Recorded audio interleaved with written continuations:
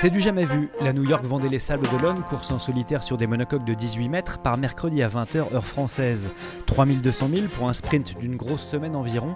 Et pour la première fois, le départ sera donné au large à plus de 90 000 des côtes américaines en virtuel. Dans un but clairement de protéger les cétacés et les mammifères marins qui sont ultra présents dans cette zone. On a mis une ligne de départ virtuelle qui se trouve au large. Les technologies aujourd'hui nous permettent d'avoir une vision très claire de ce qui se passe sur l'eau. On a beaucoup de technologies à bord et à terre, nous, au PC Course, qui nous permettent d'avoir non pas un ou deux, mais voire 3 ou 4 moyens de contrôler le passage d'une ligne de départ.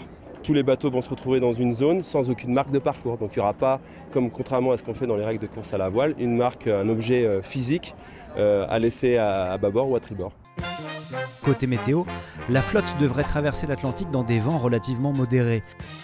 À l'aube de cette dernière transatlantique avant le Vendée Globe, tous ont en tête d'engranger le maximum d'informations sur leur bateau et de marquer un dernier avantage psychologique sur la concurrence. C'est la dernière occasion au large et sur une longue période d'étalonner leur bateau face aux meilleurs, de valider leur choix technique et de pousser le matériel dans ses limites, tout cela avec l'intensité inégalable de la compétition. Il leur faudra très vite se reconnecter en mode course après ces longues journées passées à New York. 4 Top Guns se dégagent du lot en termes d'expérience, de maîtrise du potentiel de leur bateau et de leur capacité d'engagement total.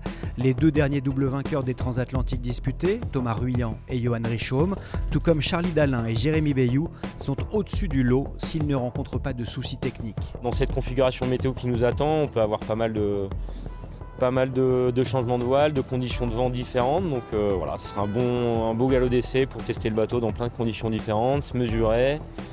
Montrer les crocs, voilà, montrer qu'on est présent aussi, quoi. C'est aussi l'idée, parce que ça se passe aussi dans la tête.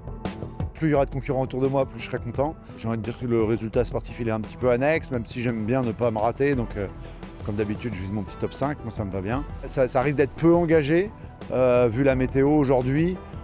Donc c'est possible que si c'est peu engagé, nous on ne soit pas à notre aise. Mais c'est pas très grave, ça fait partie des sujets à travailler. J'ai envie de retrouver le plaisir de naviguer, de tirer sur le bateau sans crainte qu'il y ait quelque chose qui explose. Voilà, je suis là pour ça, voilà, trouver le plaisir d'aller vite sur ce bateau-là et tirer dessus sereinement. C'est important de montrer qui est en forme, qui est présent. Voilà, c'est presque pour soi, quoi, de se mettre en confiance soi-même. Et puis voilà, si un petit ascendant à aller chercher, tant mieux. L'objectif, c'est d'aller chercher une victoire sur cette New York des Sables. Attention toutefois, car derrière ce quatuor, le groupe d'outsiders est affûté. Le niveau sportif est extrêmement relevé après une année intense, puisqu'il s'agit pour certains de la 4e transatlantique disputée en à peine 6 mois. Sam Davis, Boris Herman, Sam Goodchild, Nicolas Lundven, Yannick Bestaven, Sébastien Simon, Louis Burton, Justine Métro, Maxime Sorel pourraient saisir la moindre opportunité stratégique ou tactique qu'offriront les faits de course et la météo pour se porter en tête de la flotte. Cette course est surtout capitale pour les prétendants à un ticket de départ pour le Vendée Globe. Les 1000 parcourus sur la New York Vendée sont bonifiés et pourraient permettre de départager les derniers concurrents encore dans l'incertitude de pouvoir participer au Tour du Monde. 9 marins doivent seulement prendre le départ de la New York Vendée pour assurer définitivement leur qualification.